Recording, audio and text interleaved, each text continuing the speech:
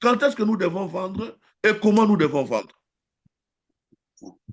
Que ce soit les services, le produit, tout ce que nous pouvons faire. Alors, mais en même temps, pour vendre, on a besoin d'instruments qui nous permettent de faire quoi ça, la transaction. Et cet instrument-là, c'est ce qu'on appelle l'argent.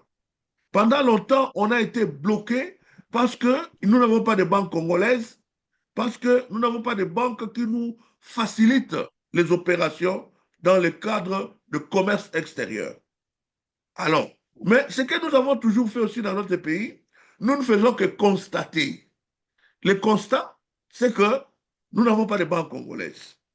Mais comment vous pouvez vous attendre à avoir des banques congolaises tant que personne n'a jamais créé une banque congolaise? C'est pourquoi nous disons cette fois-ci, on ne veut pas se plaindre. Tout ce qu'on appelle plainte est considéré comme une distraction. Nous ne voulons pas nous distraire dans les plaintes. Nous voulons agir pour que demain nous puissions avoir ou récolter les fruits. Donc, tant que personne n'avait fait quelque chose, ne nous plaignons pas parce que ça n'existe pas. Mais par contre, nous devons planifier pour que nous puissions trouver ça demain. Vous allez voir que dans notre site Internet, nous avons fait quelque chose de très intéressant. J'aimerais que vous tous vous compreniez ce qui va se passer ici. Donc,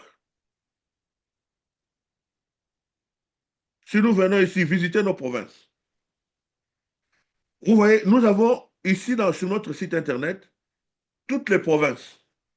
Mais pour le moment, nous n'avons aucune information sur nos provinces. C'est à nous à rebâtir notre pays sur le plan virtuel. Et en le faisant sur le plan virtuel, nous allons le vivre en réalité. Généralement, ce qui se passe, c'est quoi? Par exemple, si nous prenons Kinshasa. Kinshasa, c'est une ville de plus ou moins 12 millions d'habitants. Mais si nous regardons sur le plan virtuel, ce n'est pas tout qui est représenté.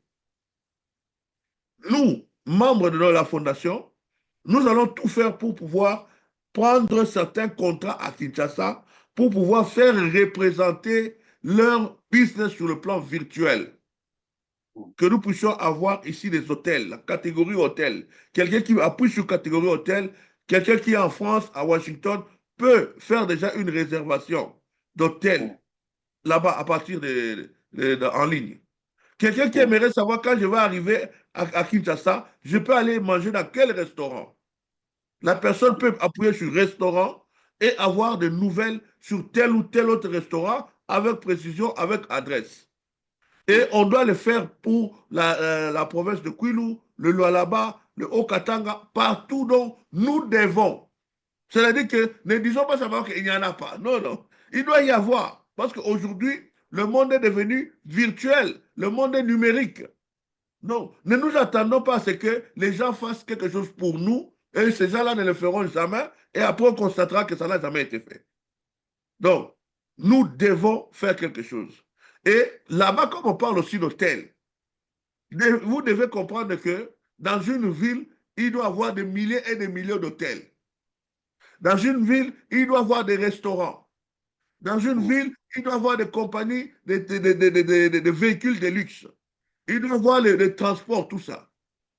Tout ce qui est comme catégorie de business, ce sont les services de notre ville et de notre pays. Les premières personnes à répondre à ces besoins-là, c'est nous. C'est-à-dire quoi? Depuis un certain moment, on nous a mis dans la tête une mauvaise façon de voir la richesse et l'argent.